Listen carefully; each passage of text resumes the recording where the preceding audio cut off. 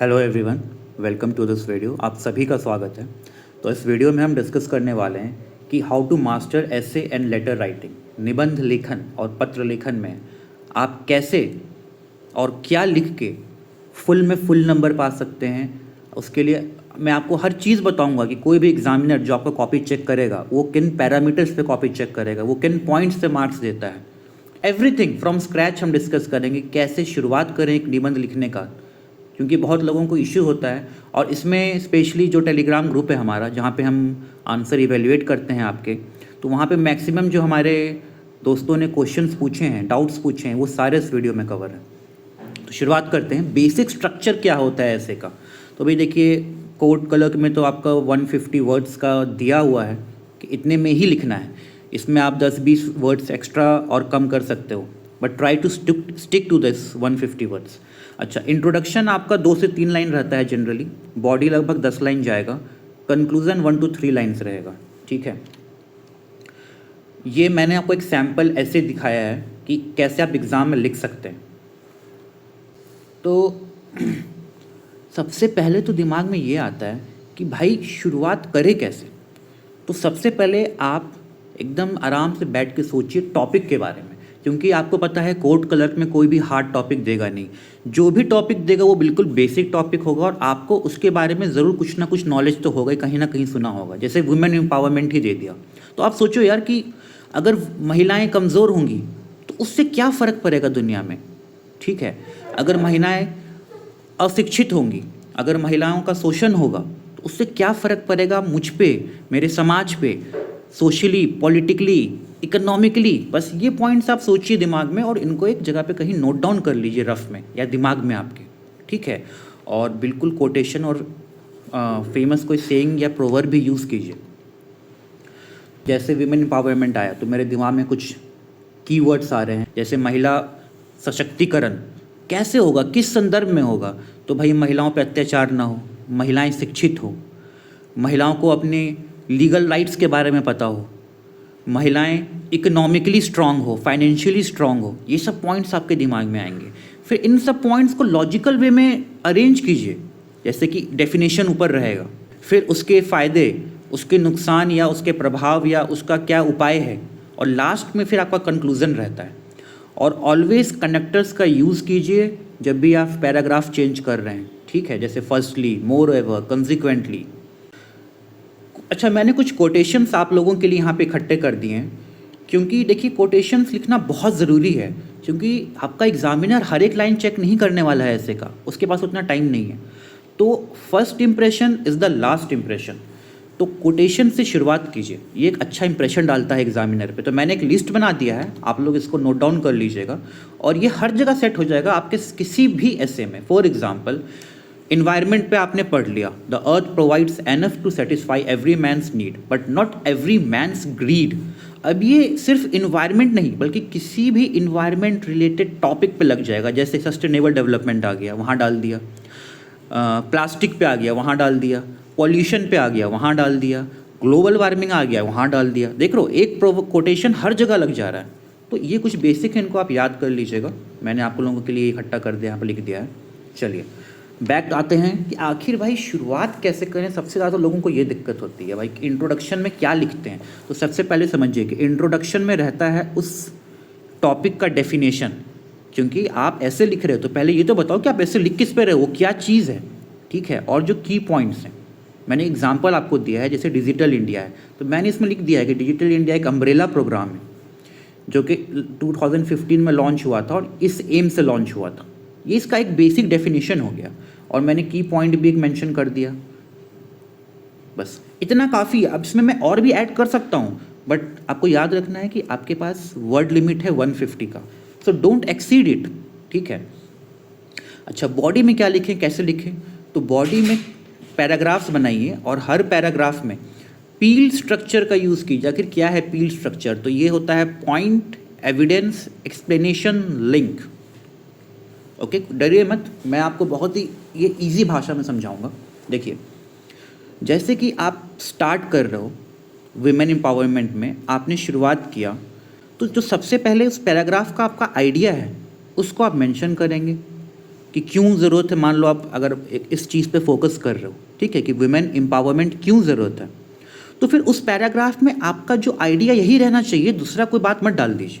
अब वो और क्या लिखेंगे, तो पहले तो आपने पॉइंट कर दिया मेन आइडिया, फिर आप उसका एविडेंस दीजिए, प्रूफ दीजिए, कोई फैक्ट मेंशन कीजिए, है ना, जिससे कि आपकी बात को वेटेज मिले। कोई डाटा दीजिए, कोई फैक्ट दीजिए, फिर उस डाटा या फैक्ट को थोड़ा सा एक्सप्लेन कर लीजिए, एनालाइज कर लीजिए, ठीक है। फॉर एग्जाम्पल मैं आपको बता देता हूँ, जैसे एक मैंने पॉइंट बोला कि डिजिटल इंडिया, गवर्नमेंट इस पर बहुत काम कर रही है, ये मेरा मेन आइडिया है कि गवर्नमेंट इस पर गवर्नमेंट इस पर बहुत वर्क कर रही है, ये मेरा मेन पॉइंट हो गया पैराग्राफ का। इससे मैंने एविडेंस दे दिया कि गवर्नमेंट ने ई गवर्नेंस स्ट्रक्चर को बढ़ावा दिया है और जो ऑनलाइन सर्विस डिलीवरी हो रही है वो स्टार्ट किया है। फिर इसका मैं एक्सप्लेनेशन दूंगा कि ये ग्राउंड लेवल पे किस तरह हेल्प कर रहा है, लोगों का टाइम सेव कर रहा है, ठीक है। और उसके बाद जब मैं पैराग्राफ चेंज करूँगा ना, तो वो लिंक्ड रहेगा। लिंक्ड कहने का मतलब है using connectors I will link them. जैसे ये पैराग्राफ खत्म हुआ, फिर उसके बाद मैं लिखूंगा कि उसके क्या डिसएडवांटेजेस है, तो मैं लिखूंगा कि इवन दो या फिर इन एडिशन टू दिस, या फिर कोई भी कनेक्टर आपको यूज़ करना है। मैं कनेक्टर्स पे भी आपको बता देता हूँ कि कनेक्टर्स आखिर क्या क्या होते हैं इसके नेक्स्ट स्लाइड में। अच्छा, कुछ कॉमन मिस्टेक्स हैं वो आप अवॉइड कीजिएगा। सबसे पहले तो रिपीटेशन नहीं होनी चाहिए। आप लोग रिपीटेशन बहुत करते हैं, फर्स्ट पैराग्राफ में भी लिख दे रहे हो किसी भी टॉपिक का have positive and negative impact, फिर आप कंक्लूजन में भी वही बात लिख दे रहे हो it has positive and negative impact. तो भाई इसको रिपीटेशन बोलते हैं, ये नहीं करना है, दिस इज़ नॉट अलाउड। फिर लैक ऑफ एविडेंस, कहने का मतलब है जो भी आप फैक्ट डाल रहे हो उसको किसी तथ्य के साथ, उसको किसी प्रूफ के साथ, किसी फैक्ट के साथ आप वेटेज दो। अपने मन की मनगढ़ंत कहानियाँ मत बनाने लग जाना उसमें। पुअर ट्रांजिशंस नहीं होने चाहिए कि पहले पैराग्राफ से आप दूसरे पैराग्राफ में गए तो कोई लिंक ही नहीं है, राइट। कनेक्टर्स यूज़ करना है आपको, और ओवरलोडिंग नहीं करना है। 2 से 3 की पॉइंट पे स्टिक कीजिए और उसी पे लिखिए, क्योंकि आपके पास 150 वर्ड का लिमिट है जो कि बहुत मुश्किल है इसमें रहना। आपका वर्ड एक्सीड हो जाएगा ज़्यादा लिखिएगा तो। डॉट में बहुत लोगों ने कि ये पूछा था प्रॉब्लम कि उनको रन ऑन सेंटेंस का प्रॉब्लम होता है। भाई तो रन ऑन सेंटेंस बोलते किसको, मैं वो बता देता हूँ। जैसे कि ये सेपरेट सेंटेंसेस है। I went to the store, मैं स्टोर गया। आई बॉट सम मिल्क, मैंने दूध खरीदा। I came home and made cookies, ये 3 वाक्य है। अब आप लोग इसको जब जोड़ते हो ना, तो इसमें आप ना तो आप कोमा यूज़ करते हो, ना कोई कंजंक्शन यूज़ करते हो, ना सेमी कॉलन यूज़ करते हो, और आप बना देते हो रन ऑन सेंटेंस जो नहीं बनाना है। I went to the store, I bought some milk, came home and made cookies. आप लिख रहे हो क्योंकि आपके दिमाग में क्लियर था, आप समझ गए, पढ़ने वाला नहीं समझेगा। So you have to use either semi colon or comma or both. For example, I went to the store semi colon, I bought some milk semi colon, I came home and made cookies. या फिर I went to the store and I bought some milk and I came home and made cookies. ठीक है, ये proper way है sentence को जोड़ के लिखने का, लंबे सेंटेंसेस को। Okay, when to change paragraph. अरे भाई हम पैराग्राफ चेंज कब करें, ये दिमाग में आता है जब भी आप एक पर्टिकुलर जो आपका की पॉइंट है उससे आप शिफ्ट कर रहे हो। फॉर एग्जांपल, आपने पहला पैराग्राफ में इंट्रो लिखा, डेफिनेशन लिख दिया, अब आप चेंज कर लो, राइट। फिर आपने इम्पैक्ट लिखा, पॉजिटिव इम्पैक्ट, निगेटिव इम्पैक्ट, फिर चैलेंजेस क्या हैं, रेमेडीज़ क्या है, ये पता चल रहा है कि ये अलग अलग पैराग्राफ है, राइट। और अगर आपको इनसे भी समझ नहीं आ रहा है तो जब भी आपके पैराग्राफ में ये वर्ड्स आ जाएं, जैसे however, critics argue, on the other hand, further more, इससे पता चल रहा है कि चीज़ें, टॉपिक जो है वो एक तरह से डेविएट हो रहा है, और ये कनेक्टर्स हैं जो आप यूज़ कर रहे हैं उनको लिंक करने के लिए।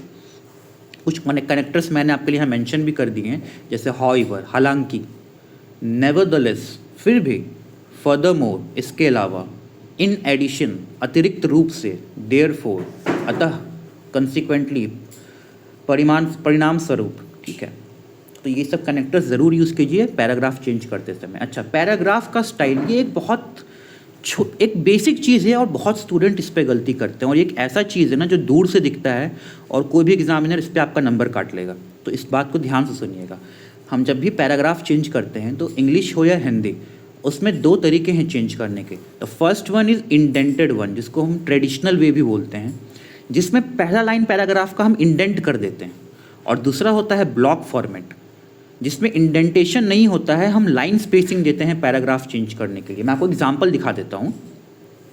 जैसे देखिए, ये एक ऐसे है, ये ऐसे आपका ब्लॉक फॉर्मेट में, this is known as block format. क्यों ब्लॉक फॉर्मेट है? देखिए ये पूरा अलाइंड है एक लाइन से, यहाँ पर देखिए कहीं भी इंडेंट नहीं दे रहे हैं हम, और जब भी पैराग्राफ चेंज हो रहा है तो हम एक लाइन को लीव कर रहे हैं। ये लाइन छोड़ना बहुत ज़रूरी है टू मेक इट क्लियर कि पैराग्राफ चेंज हो रहा है। और दूसरा होता है indented form of changing the paragraph, जो आप देख पा रहे हैं अभी। ये देखिए यहाँ पर जो हमने फर्स्ट लाइन में जो इंडेंट छोड़ा है ना, ये देखिए ये जो हम इंडेंट यहाँ पे छोड़ रहे हैं, जो स्पेस दे रहे हैं, this is known as indent. अच्छा, अगर आप बहुत लोग मैंने देखा है इनफैक्ट कि बहुत लोग यहाँ इतना इंडेंट दे देते हैं, यहाँ से एक लास्ट वर्ड से शुरू करेंगे, अरे उतना नहीं दिया जाता है। इंडेंट 2, 3, 4 उंगली बहुत होता है। This is how you give indent. और एक बात का ध्यान रखिएगा, दोनों स्टाइल एक ही आंसर में यूज़ नहीं करना है कि शुरुआत किए ब्लॉक फॉर्मेट से, एक पैराग्राफ चेंज कर दिया ब्लॉक फॉर्मेट में, एक पैराग्राफ चेंज कर रहे हैं इंडेंट में। That is wrong. और कौन सा यूज़ करें इसका कोई हार्ड एंड फास्ट रूल नहीं है, बट इट इज़ रिकमेंडेड कि आप ऐसे जो है वो इंडेंटेड फॉर्म में लिखिए और फॉर्मल लेटर ब्लॉक में लिखिए। बट आप कैसे भी किसी को लिख सकते हैं, इसका कोई हार्ड एंड फास्ट रूल नहीं है। चलिए नेक्स्ट पॉइंट पे आते हैं। कुछ इंपॉर्टेंट डूज एंड डोंट्स जो आपको बचाएंगे आपके नंबर कटने से। जैसे सबसे पहले तो ऐसे में आप कंसाइज रहिए, क्योंकि आपके पास वर्ड लिमिट है। अच्छा, आप सब हेडिंग्स यूज़ कीजिए। देखिए सब हेडिंग यूज़ करना कोई रूल नहीं है, बट इससे क्या होती है कि क्लैरिटी ऐड हो जाती है।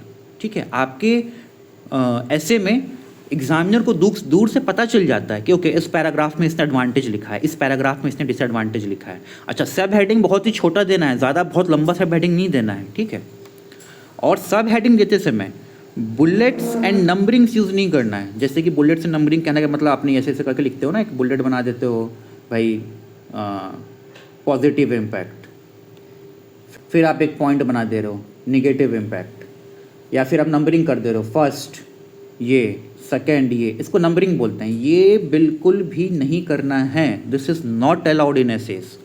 ठीक है, लेटर्स में आ जाते हैं। लेटर्स में तो आपको पता है फॉर्मल लेटर है तो फॉर्मल टोन में रहना है। ठीक है, don't be flexible with the format. जी हाँ, फॉर्मेट के साथ मजाक नहीं, आप लोग बहुत ज़्यादा करते हो, जो दूर से दिखता है और उससे नंबर कटते हैं। तो फॉर्मेट में आपको भी दिखाऊंगा नेक्स्ट, ध्यान से देख लीजिए, उसी फॉर्मेट में लिखना है। अच्छा, रिस्पेक्टेड सर मैम बहुत लोग यहाँ लिखते हैं, ये कॉमन प्रचलन बन गया है। भाई सर और मैडम का मतलब ही होता है रिस्पेक्टेड मैन या रिस्पेक्टेड वुमेन। तो आप फिर रिस्पेक्टेड लिख के फिर आप रिस्पेक्टेड लगाने का क्या मतलब है? तो ये होता है चाटुकारिता, इतना नहीं करना चाहता है। या तो आप सिर्फ सर मैम लिखिए, या तो आप डियर सर या डियर मैम लिखिए। मैंने देखिए एक बेसिक स्ट्रक्चर दिया है फॉर्मल लेटर लिखने का। मैं आपको इसको काम करता हूँ ना, आपको मैं एक एग्जाम्पल में समझाता हूँ। हाँ, ये देखिए, सबसे पहले हम लिखते हैं हमारा एड्रेस। यहाँ पे आप अपना एड्रेस नहीं लिखोगे, यहाँ पे आप लिखोगे एग्जामिनेशन हॉल पटना, क्योंकि आप एग्जामिनेशन हॉल में बैठ के दे रहे हो और अपना पर्सनल डाटा नहीं दिया जाता है एग्जाम में। ठीक है, उसके बाद देखो मैंने एक लाइन छोड़ा है, लीव दिस लाइन। फिर डेट लिखा है, डेट इसी फॉर्मेट में लिखना है 8 फरवरी 2025। फिर एक लाइन छोड़ दो, फिर टू द असिस्टेंट डायरेक्टर, ये इसको डेजिग्नेशन बोलते हैं कि आप किस पद को दे रहे हो। डेजिग्नेशन के बाद हम ऑर्गेनाइजेशन लिखते हैं कि किस ऑर्गेनाइजेशन के ये में जा रहा है, जो ऑफिस का नाम है, और उसके बाद हम उस ऑफिस या ऑर्गेनाइजेशन का एड्रेस लिखते हैं। बहुत लोग क्या करते हैं ना, यहीं बगल में लिख देंगे पटना, यहाँ पे ऐसे नहीं किया जाता है। ठीक है, दिस इज द फॉर्मेट। अच्छा, ये टू लिखे कि नहीं, एक क्वेश्चन उठता है। तो ये टू ऑप्शनल है, आपका मन है तो लिखिए, मन है तो मत लिखिए, बट टू लिखने से क्लैरिटी आ जाती है। ठीक है, एक बेटर लगता है थोड़ा। बाकी आप लिखो या ना लिखो, बिल्कुल सही है।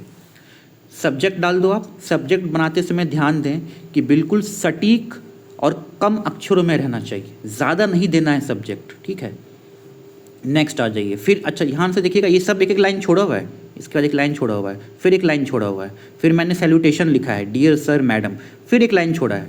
ठीक है, उसके बाद फिर हमने स्टार्ट किया है, तो मैंने यहाँ पर अपना प्रॉब्लम जो भी अपनी गाथा है वो बता दी कि मुझे ये दिक्कत आ रही है या ये बात है, वो फर्स्ट पैराग्राफ में डाल दिया।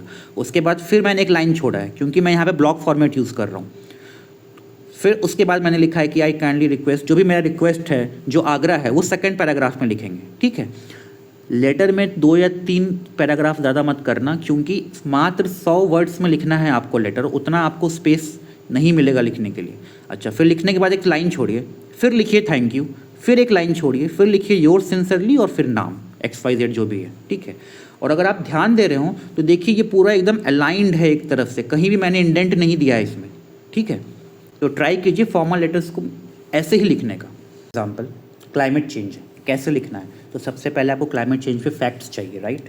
तो वो फैक्ट्स कहाँ से मिलेंगे, तो आप भाई कोई बुक ले लीजिए या अपने टीचर या कोचिंग से सोर्स ले लीजिए, और अगर ये भी नहीं है तो मोबाइल निकालिए, मोबाइल में किसी भी एआई प्लेटफॉर्म पे चल जाइए। जैसे मैं चैट जीपीटी पे चल गया, चैट जीपीटी को बोला भैया please provide me some important point which I can use to draft an essay on जो भी टॉपिक है क्लाइमेट चेंज। मैंने उसको बोल दिया। अब ये जो चैट जीपीटी है आपको उसके सारे इंपॉर्टेंट पॉइंट्स प्रोवाइड करा देगा। जैसे देखिए इंट्रोडक्शन है, क्या लिखना है, डिफाइन क्लाइमेट चेंज, एक छोटा सा डेफिनेशन दे दिया, राइट। फिर मेंशन कॉजेज़, ह्यूमन है और नेचुरल है। फिर कॉजेज़ ऑफ क्लाइमेट चेंज, ये सेकंड पैरा है, बॉडी। फिर थर्ड पैरा है, क्या क्या मेंशन करना है। देखिए सारे इंपॉर्टेंट पॉइंट्स यहाँ पे उन्होंने मेंशन कर दिया है। तो ये सारे पॉइंट्स आप अपने नोटबुक में नोट डाउन कीजिए, क्योंकि आपको यही रिवाइज करना है, आपको ऐसे नहीं रटना है, आपको ये डाटा फैक्ट्स याद रखने हैं। वैसे तो ये बेसिक चीज़ है, अगर आपको याद नहीं तो याद कर लीजिए हर टॉपिक इंपॉर्टेंट टॉपिक का, ठीक है। जब आप ऐसे को ख़त्म कर देना उसके बाद एक बार खुद से पढ़ के देखिए कुछ गलती तो नहीं है। पता है बहुत बार मैं भी लिखता हूँ ना, तो जब मैं खुद से अपना कॉपी चेक करता हूँ तो मुझे लगता है अरे मैंने ये तो गलत लिख दिया, ठीक है। तो always revise and recheck your एसे और लेटर फॉर ग्रामर और एनी स्पेलिंग मिस्टेक, ठीक है। 2 मिनट लगता है रिवाइज करने में। और डेली इंपॉर्टेंट टॉपिक्स जो आपके हमारे सर दे रहे हैं सुल्तान सर क्लास में, उसको पूरा कीजिए। वर्ड लिमिट क्रॉस मत कीजिए, और लास्ट में वर्ड काउंट लिख दीजिए। जैसे ऐसे ख़त्म हो गया, लास्ट में वर्ड काउंट डाल दीजिए 150 वर्ड्स। वर्ड काउंट करना बहुत आसान है, देख लीजिए भाई एक लाइन में कितना मैं लिख रहा हूँ। मान लो एक लाइन में आप 10 वर्ड लिख रहे हो तो 15 लाइन में 150 वर्ड लिखोगे, राइट। उस तरह से आप एक रफ हिसाब बना लीजिए। तो ये सब छोटी छोटी चीज़ें जो है ना, जैसे ऊपर में कोटेशन लिखना, लास्ट में वर्ड काउंट लिखना, सब हेडिंग्स देना, है ना, ये सारी बेसिक बारीक चीज़ें हैं जो बहुत एक इम्पॉर्टेंट रोल प्ले करती है कि आपके कितने नंबर्स मिलने वाले हैं, क्योंकि कोई भी एग्जामिनर आपके ऐसे का एक एक लाइन नहीं पढ़ेगा। ये बात आप समझ लीजिए। तो गाइस बिना वीडियो को ज़्यादा लंबा करके हम वाइंड अप करते हैं। तो आपको मैं होमवर्क में एक टॉपिक दे रहा हूँ, सस्टेनेबल डेवलपमेंट। इस पर आप खुद से लिख के आइएगा, और आप लिख के हमारे टेलीग्राम चैनल में अपने आंसर्स अपलोड कर दीजिएगा। उसको मैं इवेल्युएट कर लूँगा और आपको बता दूँगा कि कहाँ पर क्या कमी है और उसको आप कैसे बेटर कर सकते हैं। और अगर आपका इंग्लिश बहुत वीक है, मतलब आप सब्जेक्ट वर्ब एग्रीमेंट भी नहीं समझ पा रहे हो, मॉडिफायर्स कहाँ यूज़ करना है वो नहीं समझ पा रहे हो, तो फिर ये ऐसे का इशू नहीं है, लेटर का नहीं है, आपका बेसिक इंग्लिश गलत है। और आपको आपके बेसिक इंग्लिश ट्रांसलेशन जो होता है ना, बेसिक सेंटेंस फॉर्मेशन, उस पर वर्क करने की ज़रूरत है। तो उसके लिए हमारे सुल्तान सर ने कोर्स भी शुरू कर रखा है बेसिक ट्रांसलेशन के लिए। तो अगर आप चाहें तो हमसे जुड़ के आप बेसिक इंग्लिश सेंटेंस फॉर्मेशन सीख सकते हैं। और प्लीज़ बहुत मेहनत लगती है आप लोगों को ये इन्फॉर्मेशन देने में, तो प्लीज़ लाइक एंड शेयर ज़रूर कीजिएगा। और किसी भी अन्य इन्फॉर्मेशन के लिए या कोई भी अन्य इन्फॉर्मेशन मैं जो आपको देना या बताना भूल गया हूँ तो आप लोग कमेंट सेक्शन में मेंशन कर दीजिएगा, मैं आपका आंसर कर दूँगा।